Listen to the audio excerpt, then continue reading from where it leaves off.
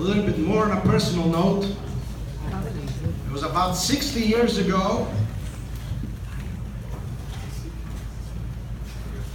when European Jewry was reduced to ashes after the Holocaust. There was a very important rabbinical conference that took place in Europe. And the Lubavitcher Rebbe sent my father, at the time was a young rabbi in Italy, to go to this meeting. It was a very, very important meeting that was going to decide very basic decisions that were going to take the Jewish people in the future. And the Lubavitcher Rebbe said to my father, go to this meeting, you're going to meet there a rabbi, his name is Rabbi Schoenfeld. This was 60 years ago.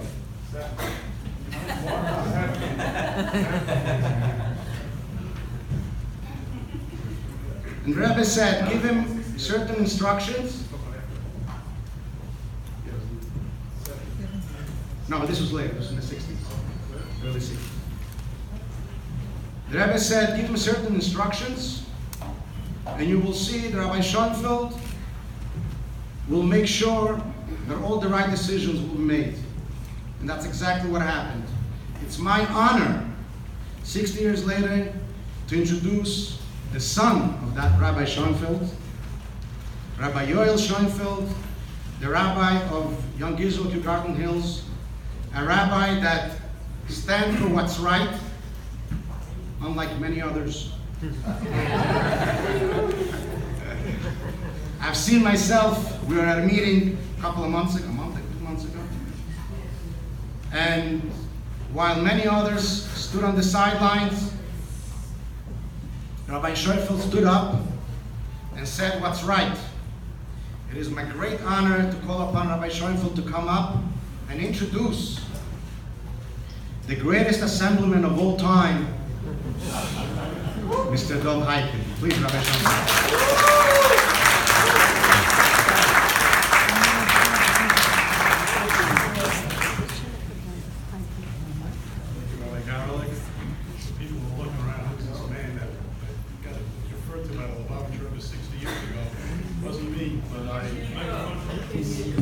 But I'm very honored to be mentioned in the same breath, both as the Rebbe and Yibadal Chaim, my father.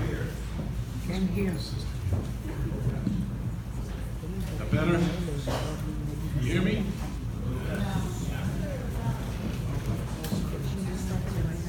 Again, I thank you, Rabbi Garlick. Rabbi Garlick mentioned I'm a rabbi. That's really what I am. I'm a rabbi. As much as I keep my pulse on the political situation, and I feel it's very important to be aware of politically what's going on and to keep our political contacts active and personal, because it's important for our immediate community and it's important for the broader community, the broader Jewish community. But I don't get involved in actually campaigning or being alongside politicians or those striving for elected positions as they campaign. It's not really what a rabbi should be doing, in my opinion. Here I've made an exception, and I said from the very outset that in this particular campaign for United States Senate, where we have the incumbent who has taken the Jewish community, and I'm focusing right now on the Jewish community, has taken that Jewish community and spat on in its face, and just shown a disdain for that community. And I don't want to take away from Dov Heiken's words that he sings. I'm sure he'll address it and much better than I can. But knowing what she's done and betrayed us time and time again, and then coupled with such a wonderful candidate that we had, I said, I just feel I must be involved in this particular campaign to the extent that I can, and that the time allows me, and of course we're sometimes limited as rabbis as to how outspoken politically we can be. But I'm honored to be here tonight and honored to be sharing this podium, and ultimately with Shel and with Dov Heiken and Rabbi Garlick and all those who are assembled here. It's really a great event. I'm introducing now Dov Heiken, and I'm sure many people refer to him as their friend. He's not only a friend, he is also an inspiration, because how many politicians, especially those who are of the other party, that are just willing to be outspoken and say what's right time and time again. Dov and I have traveled to Gush Katif in Israel. We should mention Israel. That's really where we're gathered here today. Traveled to Gush Katif together many years ago. Dov has been a scholar in residence in my synagogue, Young Israel, Kew Gardens Hills. Spent Shabbos with me together with his wife Shani. I'm sorry she couldn't make it here tonight. He really should be everybody's hero, because nothing holds him back. And something has to be said where everybody goes to the sidelines and couches their words. Shanda, you shouldn't say. Shah still, let's be quiet, don't rock boats. Dov rocks that boat. So Dov, I'm honored to have this opportunity to introduce you. I look forward to your words, and I'm very glad to welcome all those of you here. And you should go, Michael, I asked you if you're really retiring. You said no, you're just not going to be an assemblyman anymore. But I am sure we're going to be hearing plenty of them, and I look forward to that.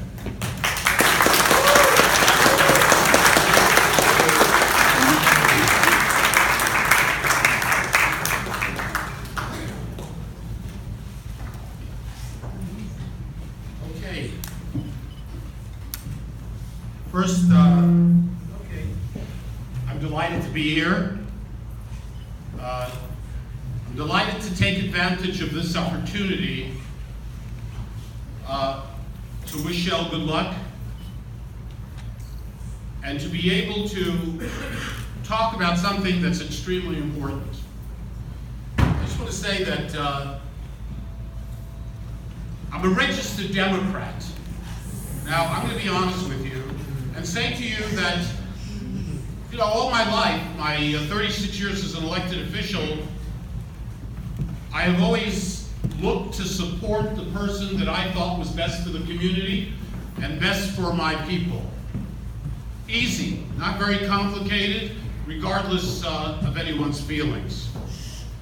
And one of the things about the Democratic Party that I can't get out of my own head, that, when people say, how can you not be a loyal Democrat? If there's only one thing to point to from the past, it would be the story of one of the greatest presidents in the 20th century. A great president for America, for those who think so, and most historians think he was a great president. I'm talking about Franklin Delano Roosevelt, a great president for the United States, but an absolute disaster for the Jewish people. That's correct. An absolute disaster for the Jewish people. Because the record is become so clear in terms of history that the opportunities that this man had when 15,000 people were being murdered every single day. Can you fathom that? Can you deal with that? Men, women, and children every single day, 7 days a week, no vacation. 365 days a year. By the way, sometimes more than 10, 15, it depends. In the 1944, when Hungarian Jewry was being sent to Auschwitz, it was even higher. And President Roosevelt knew what was going on. Opportunities to make a difference. When there were requests to bomb the rail lines leading to Auschwitz. I have a little experience. My mother went to Auschwitz in 1944, lost her parents, relatives, and so on. When the President of the United States, when our government was asked to bomb the rail lines, bomb Auschwitz, bomb the concentration camps, and American bombs were falling 3 minutes away from Auschwitz. British bombers were bombing different locations 3 minutes from Auschwitz. The Democratic administration of Franklin D. Roosevelt could not find it in his heart to do the right thing. So for anyone who says, how can you not be a loyal Democrat? That's enough of a reason. But today, you're not going to rush to go home, are you?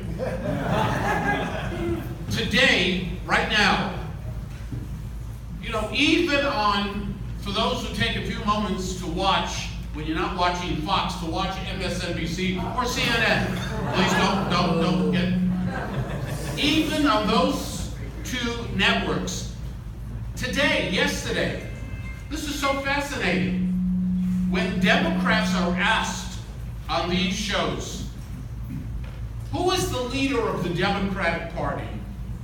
Who can the American people, who can Democrats admire in the Democratic Party? Who's a leader? You know, not someone who has a title. Not a title. A leader. Someone who leads. Someone we can respect. Whether you agree or disagree with that person, a leader. No one can come up with a name. The Democratic Party is jumping off a cliff. They're committing suicide. They've moved so far to the left, this progressive, liberal, and by the way, I don't have a problem with liberal. I don't have a problem with progressive. I have a problem with people who undermine America and those who undermine the state of Israel, the only democracy in the world.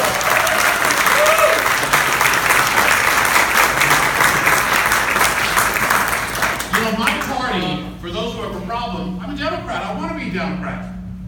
But the Democratic Party has just moved away so far, and a lot of Democrats feel this way. When you have a Democratic Party with the other senator, Senator Schumer, who all of his life, he comes to your synagogue, he comes to the Jewish community, and he says, you know what my name means? You know what Schumer means? For those who don't know, Shomer is a watcher, someone who watches the Jewish people. And he says, that's who I am. God, I've heard him make that speech 1,000 times. And this person, this Shomer Yisrael, for my non-Jewish friends, Shomer Yisrael, watcher of the Jewish people, this Shomer Yisrael, when the Democratic Party was looking for a leader, the head of the DNC, guess who this Shomer Yisrael thought was the best person for America, for Democrats, for Jews, etc.? Ellison, for God's sake. Ellison. I'm not going to go into Ellison. We all know his relationship with Farrakhan. Not a friend of Israel. Not in the top 350, okay, members of Congress. This is who he said. This is who he tried to convince us. What does he think, we're fools? This is who he thought was the best person. Now I understand where Schumer is coming from. It's called politics. It's where the Democratic Party is moving, and he wants to make sure that he stays as the minority leader. Well, let's hope he stays as the minority leader forever and ever.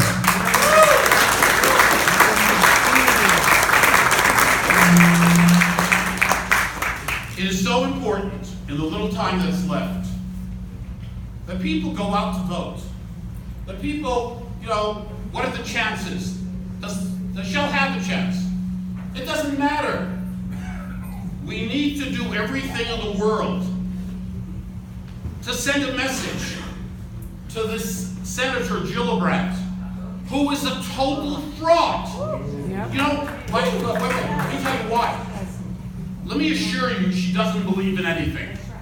And that's the problem. I can respect people on the other side of the political spectrum. I can respect someone who has a different point of view. They really mean it. I can respect that. I can disagree. I can fight against them in every way possible, but I can respect someone who has integrity.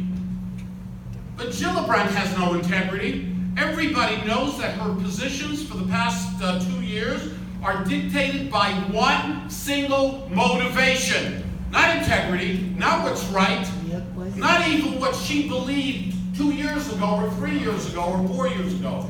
It is motivated by the fact that she believes how pathetic, that she believes that she could run for the presidency of the United States. What a pathetic thought that she can run for that position. But that's what it's all about. That's what it's all about. Ladies and gentlemen, some of the specifics that are so outrageous. You know, we're not talking about policy. You know, I'm for apples, you're for oranges, you're for tomatoes, I'm for cucumbers. Okay, you know, different. No, we're talking about fundamental things that tell you who the person is. By the way, do you remember when Gillibrand was a member of Congress from upstate, do you remember? Well, you probably don't. She was one of the most conservative members of Congress at that particular time. But she obviously woke up one morning and realized that she wasn't going to go anywhere if she was conservative. So she began to move to the left, all the way to the left, more and more and more. And one of the things, one of my beefs with her, and it's a very serious one. First, let me say that the president today said that he was a nationalist, right? And that, which means he loves America. And I'm going to tell you, I'm a nationalist as well. I love America. Nothing wrong with that. Nothing wrong with that. Nothing wrong with that. You know, people who live in Israel or France or England or anywhere else, when they love their country and they feel their country should be strong, they're nationalists. What's wrong with that? But MSNBC and CNN, they got a new thing to talk about. Because they surely don't want to talk about the fact that the president's ratings have gone up dramatically. I really have Rahmanis. Let me explain what that means. I have pity. I have pity for all the Democrats who literally dream every single day that the president failed. They're not Americans. All they want is for Trump to fail. Because if he fails, they're in good shape. That's not the way America is. That's not what our country is all about. Gillibrand's relationship, going back a year and a half or so, with a woman by the name of Linda Sarsour. All Americans should react in the same way. Who, you know, when it comes to the Trump administration, could you imagine, ladies and gentlemen, just a couple of weeks ago, Aretha Franklin. I loved her music. Love her music. Aretha Franklin. They had the memorial, correct? Who else could get away and have Bill Clinton sitting there? Next is, of course, Jackson or Sharpton, Jackson, and one of the worst anti-Semites in this country. He actually learned his art from Goebbels, from Nazi Germany. I'm talking about Farrakhan. How could the former president of the United States sit next to Farrakhan and get away with it? You didn't hear much about that on MSNBC or CNN. Why is that okay? The slightest thing that goes on in the Trump administration, whether it's the president or any of his people, if they associate with anybody where there's any question, they go crazy on the president. The criticism, they spend entire nights, entire days, weeks being critical. The hypocrisy of Senator Gillibrand associating, only last week, associating with Linda Sarsour. Her definition of courage, do you remember that? Is throwing rocks in Israel at soldiers and other people. Rocks that have been responsible for the death of innocent people driving cars. In fact, ladies and gentlemen, there was a Palestinian woman, mother, who died, unfortunately, as a result of a Jew throwing rocks, we believe. Horrible incident.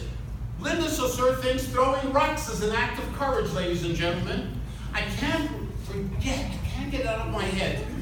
Rosemia Oda.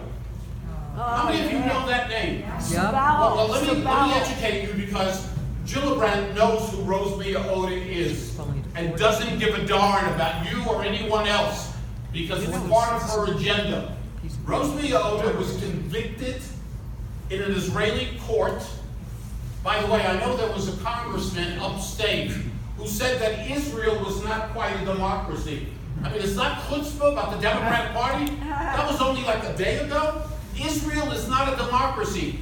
If Israel is not a democracy, who's a democracy? Egypt, Iran, Syria, Iraq. I mean, who is a democracy if Israel is not a democracy? I think his name is Delgado, who's running against Congressman Faso, who's an amazing guy. Amazing guy. Rosemia Oda was found guilty in an Israeli court, sentenced to decades in prison. She got out let me tell you what she did. Well, let me tell you what she did. She was involved in the planting of bombs in a supermarket in Jerusalem, and 2 students from Hebrew University who were shopping for the Sabbath. Guess what? They were murdered by this bomb of Rosemary Oda.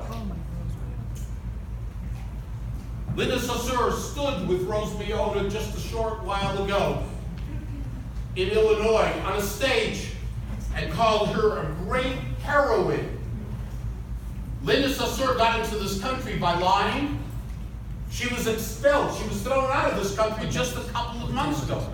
Our senator from New York associates with Linda Saussure.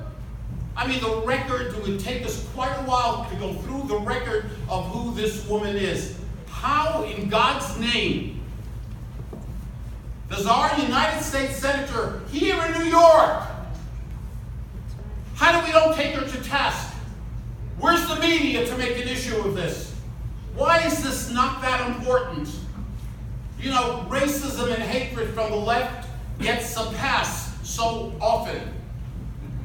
And racism and anti-Semitism, if it's coming from the left, coming from the right, everyone needs to condemn it. Yeah.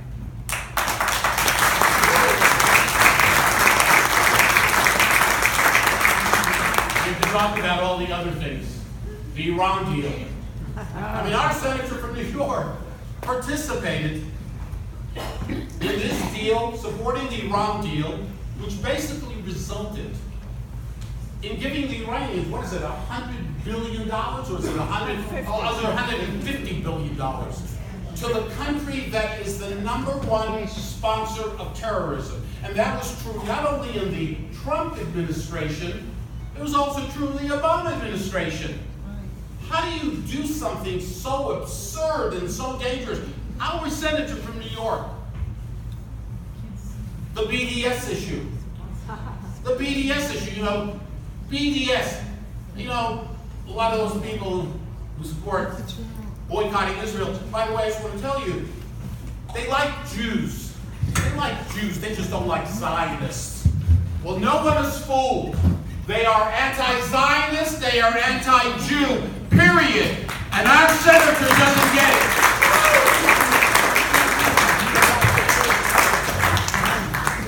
So, I'm very happy to be here. First of all, it's good for my health to get this off my chest. But you have a candidate who on all of these issues and so many others is on the right side. And if you really care,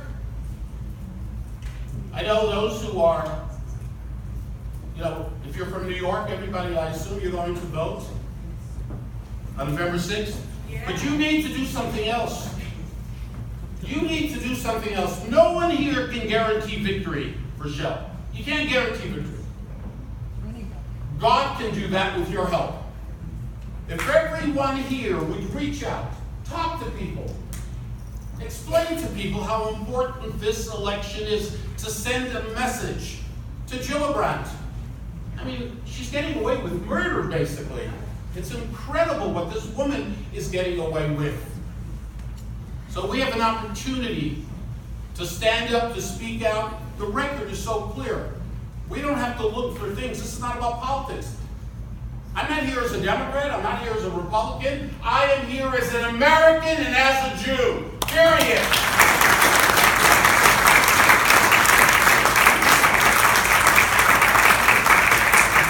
And it hurts to watch how Democrats find it so difficult. You know, fight for the party that you want to fight for. I don't have a problem. Of course, that's what you're supposed to do. That's what our system is. But ladies and gentlemen, I assume that almost everybody here is a Republican. Well, I got to tell you, this president has done a remarkable job, but deserves amazing credit. Amazing credit.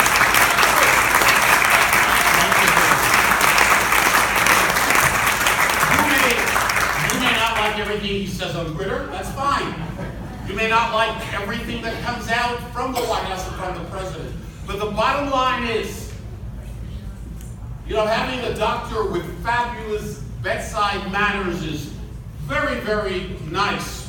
But I'd rather have a great doctor without bedside manners if I'm in trouble. And look what this president has accomplished for America. It is remarkable, remarkable, both in terms domestically.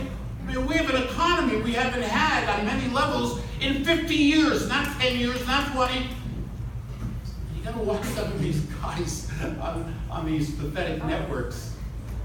You know, I saw a guy yesterday. The president has been there for 2 years, still giving credit to Barack Obama. It's 2 years later. The policies have changed. The Democrats are criticizing those policies.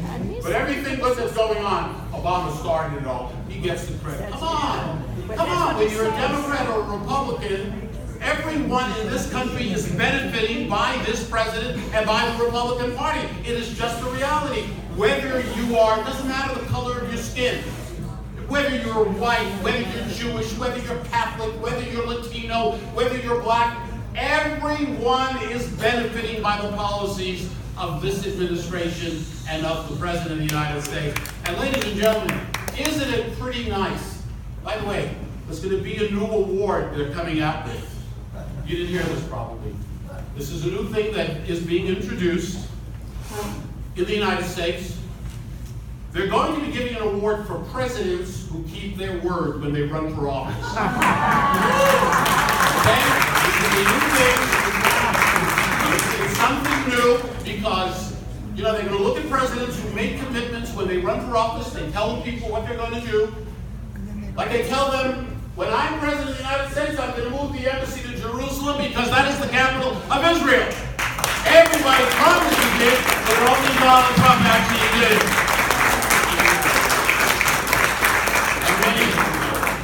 And so on and so forth. This is a new thing. You haven't heard about it. First time we're presenting it to the Republican Party of New York. But it's about keeping your words on every single issue, one after the other. So this is a remarkable period we're living in this country. A very difficult period. But each and every one of us in our own way, I was saying before, you don't have to solve the problems of the world. You don't have to elect Shell all by yourself. Just do your part with everyone in your phone book, everybody you know. Send out that clear message. There is so much to say. And Senator Gillibrand, I'm embarrassed. I'm embarrassed, I really am. As a Democrat, that someone's so pathetic and dishonest. If she believed the things that she stands for, the things that she's advocated, if she believed the Linda Saussure, if I thought it was real, that would be one thing. But it is all fraudulent, and she should be arrested for fraud. Thank you very much.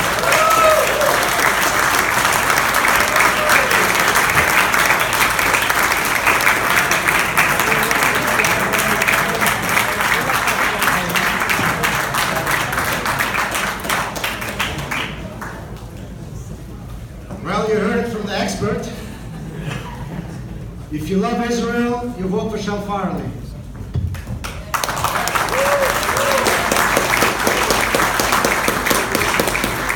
I want to share with you a little secret, and that is that the difference between Chele and Gillibrand is a couple of 100,000 votes.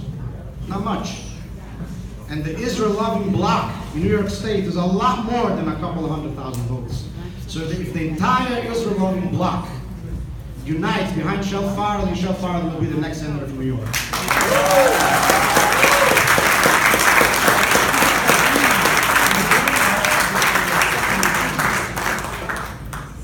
I have the privilege to introduce to you a great activist in the forefront to foster the U.S.-Israel relationship.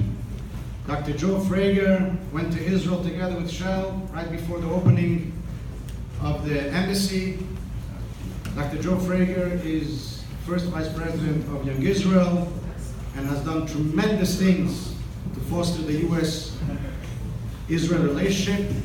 Dr. Frager will introduce the next senator from New York, Chele Farley.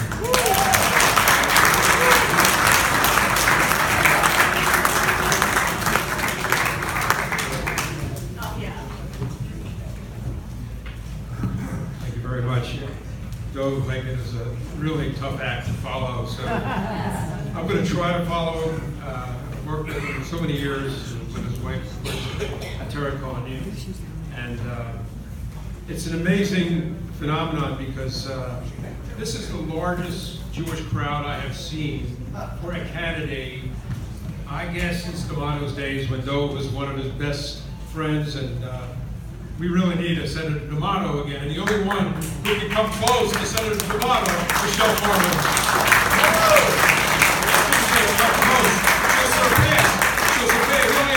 She has only 3 terms. You should have at least 4.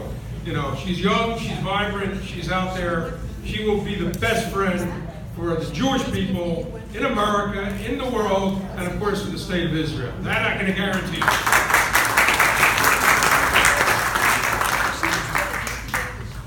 It is really up to a unified Jewish front to show the world, finally, after so many years, that we can pull it together and defeat someone who has mocked us, embarrassed us, and shamed us by moving to such a degree to the left, to a place where 30 years ago, no one lived.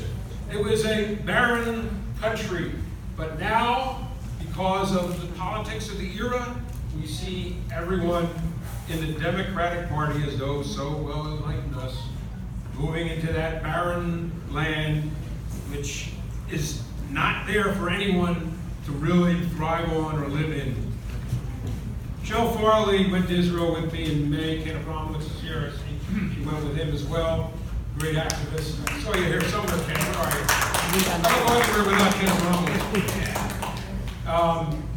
The truth is that Chele Farley wanted to go to Israel. She went to every part of Israel. It wasn't like she decided, okay, the green line is the green line. I'm not stepping over the green line. She made sure to step over the so-called green line. She made sure to go to Judea and Samaria. There are very few candidates, by the way.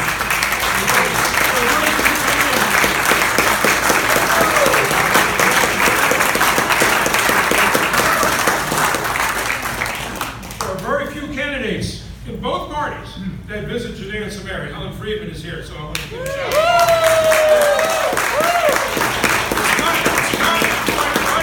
We have a new group of candidates in the Republican Party. I can't say that that's true of the Democratic Party. Number one has approached me to take them to Judea and Samaria. Chele Farley wanted to go to Hebron. She wanted to go to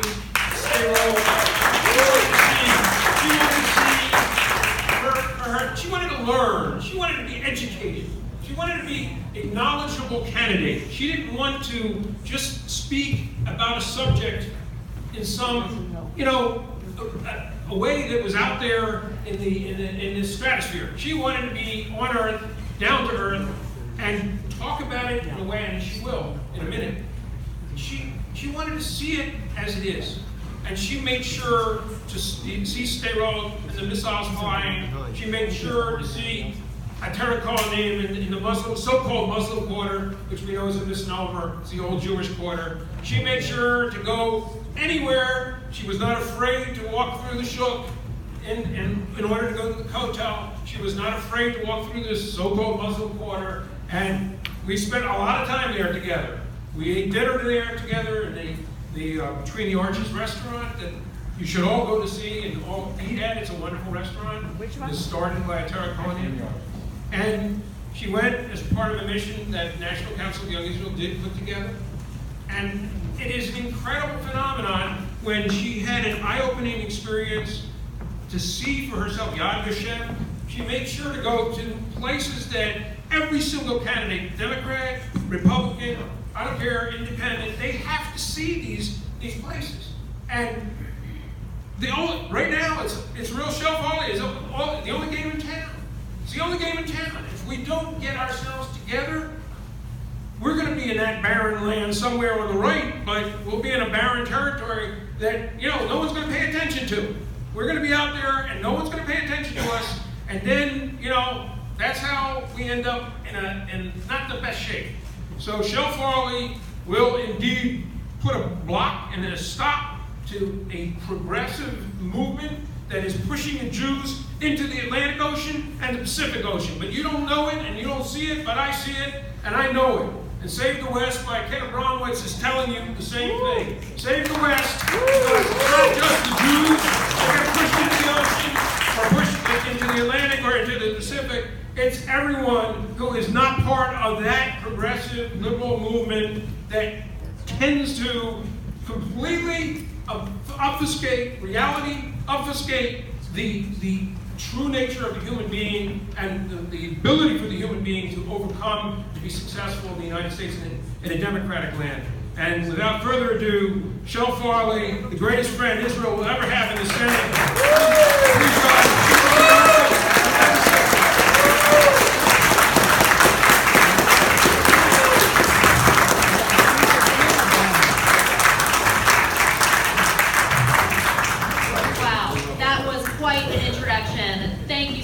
Dr. Frager. We had a wonderful trip to Israel, and as they said, Yad Vashem, never again. So that was an impassioned speech. I honestly don't know that there's anything else for me to add to it. You did such a wonderful job, but I promise you that when I'm elected to the Senate, I will be a strong supporter of Israel and the strongest supporter in the Senate.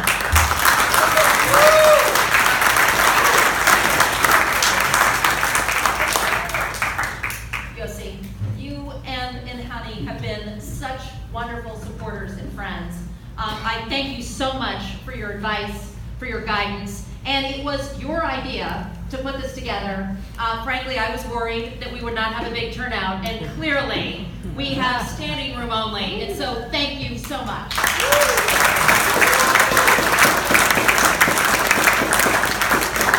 I want to thank our other chairs who brought so many of you here. Councilman Bruce Blakeman, thank you so much. We were recently canvassing together in the 5 towns, and you have no one who is a better canvasser than Bruce Blakeman.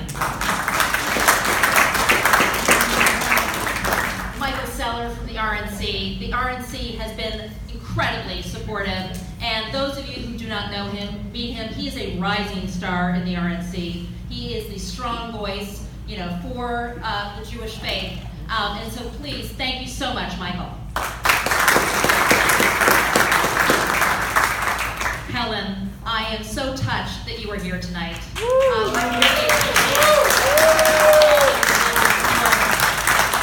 And your brother, Joe Aronow, thank you. You have been with me from the very beginning, and together we can do this in November.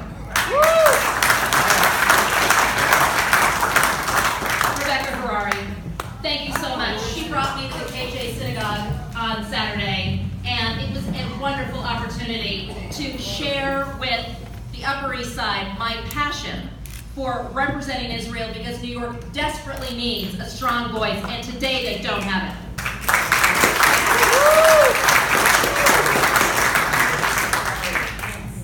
I believe that Phil Rosenthal is here. He sent us out to love the people. Thank you so much. Rabbi Schoenfeld, you've been with me from the very beginning. Thank you for your support, your advice. Together, we can get the message out. And I want to thank especially, I believe it's Rabbi Sperlin here as well. The Republican Jewish Coalition have brought a lot of people out here tonight. Thank you so much. I also want to highlight that there is another candidate here, Naomi Levin.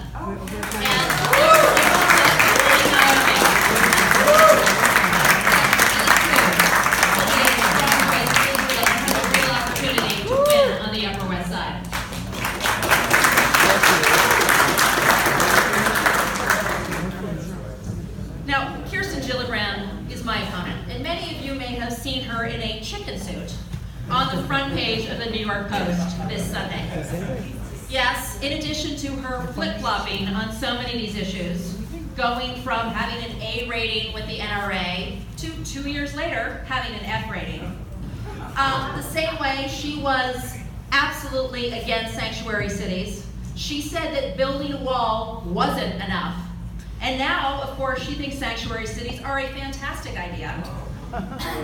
And why is this? It is the same reason she has been in New York State exactly 2 days during the entire month of October. We've been here for 3 weeks, campaigning every single day. She's been in 5 other states, including, no surprise, New Hampshire. Is that good for New York? No. We need somebody who's going to be here, who's going to represent the people of New York, and is not representing themselves and interested in higher office.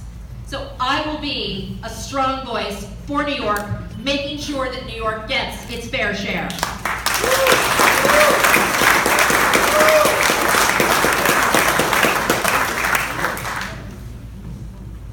Now, Doug has talked about the differences, and let me just quickly recap. One of the biggest reasons why I am running is because of Senator Gillibrand's horrible positions on Israel. She voted for the Iran nuclear deal, which effectively gives Iran nuclear weapons pointed at Israel, and no surprise, pointed here in New York. She voted against the Taylor Force Act. I met Stuart Force. Taylor, for those of you who don't know, was a graduate student who was in Israel on a university trip and was murdered. His father said, "I cannot bring my son back, but I do not want his death to be in vain." So he worked tirelessly.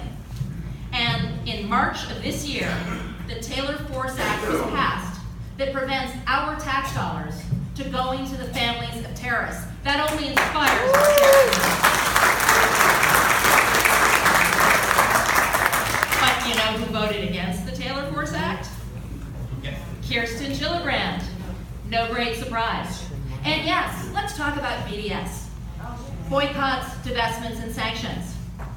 Kirsten Gillibrand sponsored an anti-BDS bill, which I absolutely support. But then, quietly, she took her name off the bill, claiming that it was a violation of free speech. No, for once, I actually agree with Senator Schumer. BDS is anti-Semitic, and when I am in the Senate, I will make sure the anti-BDS bill gets passed into law.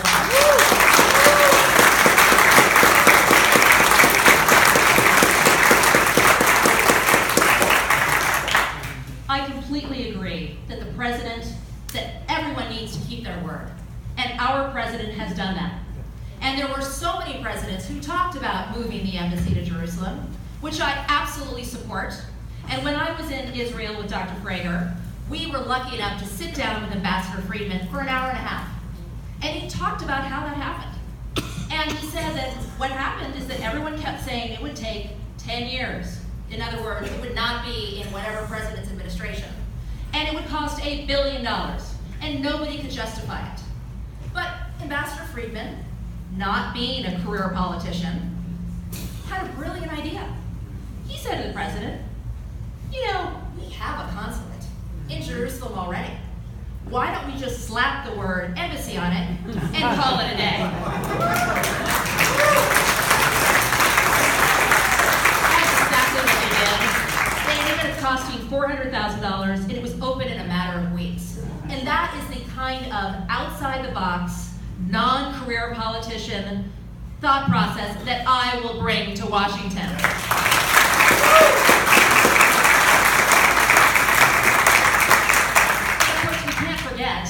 Who voted against Ambassador Friedman as ambassador? Kirsten Gillibrand. But do you know, she has actually voted against more of the president's nominees than any other senator. That's right, more than Cory Booker, more than Kamala Harris, more than Bernie Sanders and Elizabeth Warren. And she tells us she's not running for president. No, we're too smart for that. But what New York needs is they need somebody who can work with the administration to help New York, right? We all know that New York is a donor state. We lost $48 billion last year. We're expected to lose another $14 billion in this tax bill. Look, the tax bill was good for so many Americans and good for many New Yorkers. But Kirsten Gillibrand sat on her hands and did nothing. No, I am a negotiator for a living. What I would have done and what I will do when I go to Washington is to negotiate it and make it better for New York. So how are we going to do that? There are two ways. Number one, we've got to increase the $10,000 cap. It is far too low. When the average property tax bill in Westchester is $19,000 a year. I am embarrassed to tell you, they did a study of the highest property taxes by county in the entire country. 9 out of the top 10 are all here in New York. We bring that money back, we can repair our infrastructure, and we can lower taxes, and I will get that done.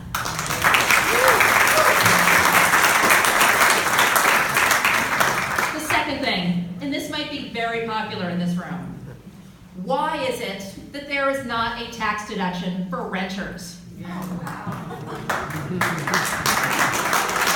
Homeowners get to deduct the interest on their mortgage, capped at a $750,000 mortgage. Let's give parity to the 4 million renters in New York and let them deduct $3,000 a month, $36,000 a year off their federal taxes.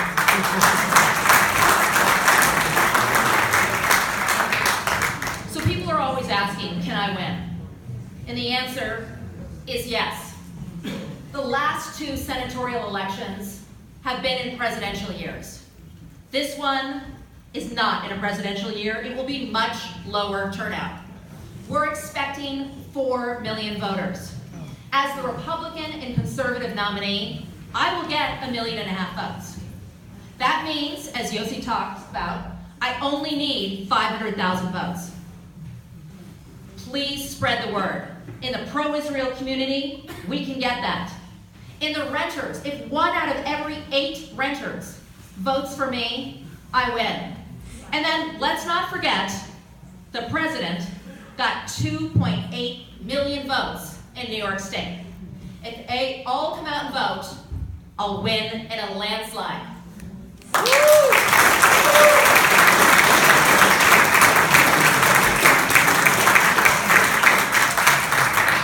But I need your help. I need you, as Assemblyman said, to get out and to tell everyone we have a real opportunity. We cannot change the dysfunction we see in Washington if we keep re-electing the same leaders who created it. Now, despite what Dr. Frager talked about, I've been very upfront that I will only serve 2 terms. I believe strongly in term limits. I think 12 years is long enough.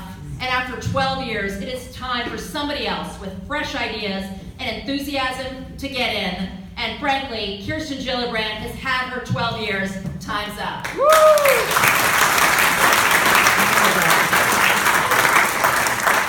So I want to thank you all, but please sign up for our newsletter, follow us on Facebook, Twitter, Instagram, share it with all of your friends, but most importantly, get out.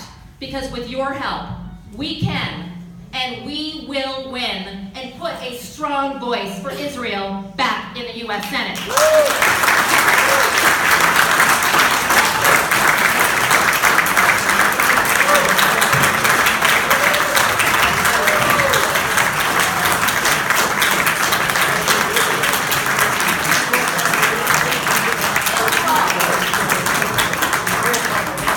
Well, you heard it from Shell. All we need is the Israel-loving bloc. That's all. Not such a big deal to put together Jews. All of you, the next 2 weeks, make sure to speak to your friends. Make sure that all Israel-loving people vote for Shell. And God willing, on November 6th, Chele Farley will be the next senator from New York. Good night.